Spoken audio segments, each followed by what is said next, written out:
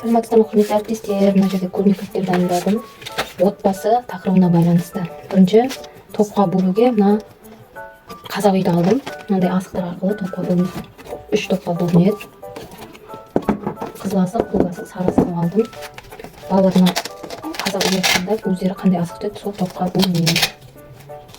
Осылай топқа бөлуді алдым бірінші. Одан кейін топтық жұмыстар күн бұл жерде отбасыға байланысты. Мынау бес дақты қамтылған бұл ойында. Мынау отбасы мүшелері алдына.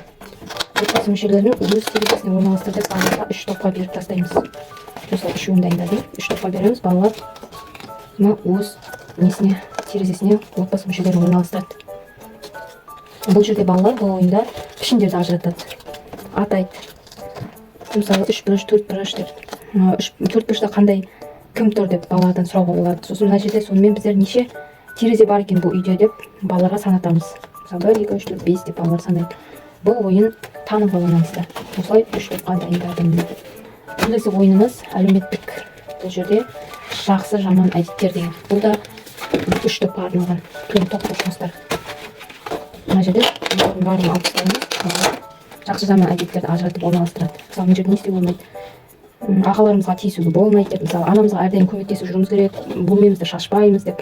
Мына жерде мысалы жаман әдет, бөлмемізді шашып тастасақ, не істейміз жақсы әдет, әжемізге үнемі көмектесеміз, анашыма көмектесеміз, ағамызға көмектесеміз деп, осылай балаларды түсіндіріп балаларға айтамыз. Ол да топтық жұмыс.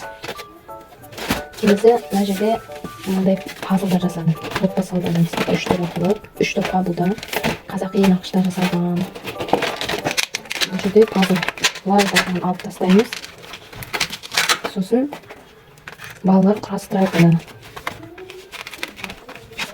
Бұл жерде мысалы балалардан сұраймыз, не құрастырдық, не сурет шықты, отбасы деп, мысалы отбасы мүшелерін атайықшы деп, кімдер бар мына жерде, анамыз, әкеміз, аға, іні деп барлығын атап шығады. Не істеп жүр бұлар? Серуендеп жүрді. Ал мына жерде кімдер отбасы мүшелерін атайықшы деп, бұл жерде отбасы мүшелерін ататамыз. Не істеп жатыр? Тамақ ішіп отыр деп балаларды сөйлетеміз. Мынау үшіншісі, бұл жерде не істеп жүр? Барлық отбасы мүшелері спортпен айналысып, жүгіріп келе жатыр деп. Осындай отбасы күніне байланысты, отбасы деген тақырыпқа байланысты осындай ойындар дайындадым.